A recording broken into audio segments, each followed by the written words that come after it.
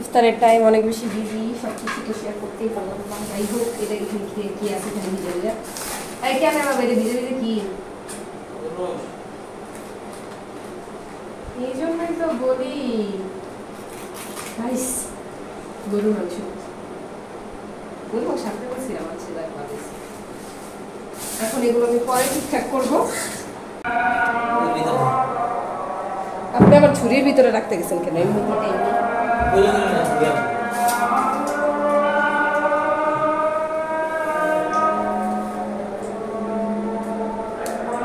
পেঁয়াজ মরিচ কাটছিলেন না? আরে আগে পানি মরে দাও পরে।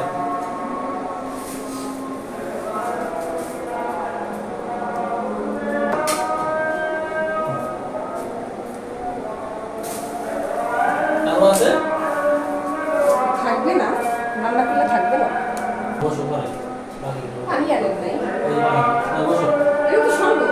আর শরবত এখন খাও, পানি বোতল এসে আর আগুন এসে পানি মরে গেছে।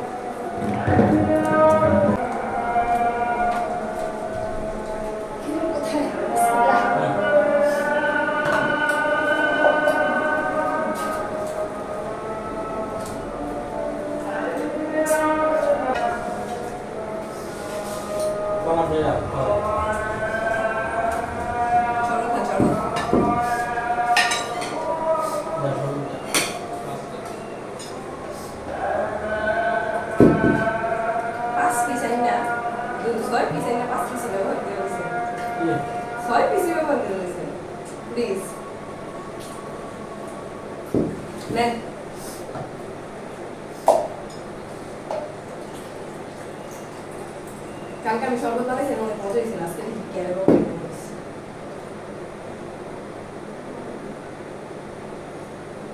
মোটামুটি বেশি ভালো হয়নি। স্যালাইন আর গুড় আর দিলে ও স্যালাইন এমনি করে টেস্ট হয়। আগে ভালো করে রাখছে এগুলো না।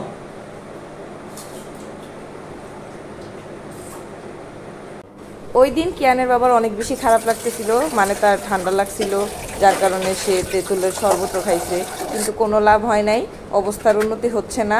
তাই তাড়াহুড়া করে কোনো রকম একটা পাতিলা ধুয়ে ওইটাতে আমি পানি বসাই দিতেছি চায়ের জন্য। একটু পাতিলাগুলো ধুইতে চাইছিলাম, কিন্তু আমার ছেলে নিচে থেকে কান্নাকাটি শুরু করে দিছে, আর সে নাকি মরিচও ধরছিল, যার কারণে তার হাতটা আমি ধোয়াই দিছি। আর এখানে কিয়ানের বাবা বলতেছিল যে আমাকে একটু ওষুধ দাও, আমার ভালো লাগতেছে না। তো তার জন্য আমি ওষুধটা দিয়ে আসছি, একটা নাপা একটা অ্যালাট্রল, আর এখানে গোলমরিচ দিয়ে তারপরে সব মশলা টশলা দিয়েছি, একদম দারচিনি, লং, তারপরে এলাচ, এগুলো সব কিছু দিয়ে একটা সুন্দর চা বানাই দিছি তার জন্য, যাতে সে খাইয়া একটু আনন্দ, মানে একটু আরাম পায়। আনন্দ তার পাইবো না, কীভাবে আনন্দ পাইবো, শরীর খারাপ, তো যাতে একটু আরাম পায় তার জন্য সুন্দর করে একটা চা বানাই দিছি, এই আর কি। আল্লাহ হাফিজ।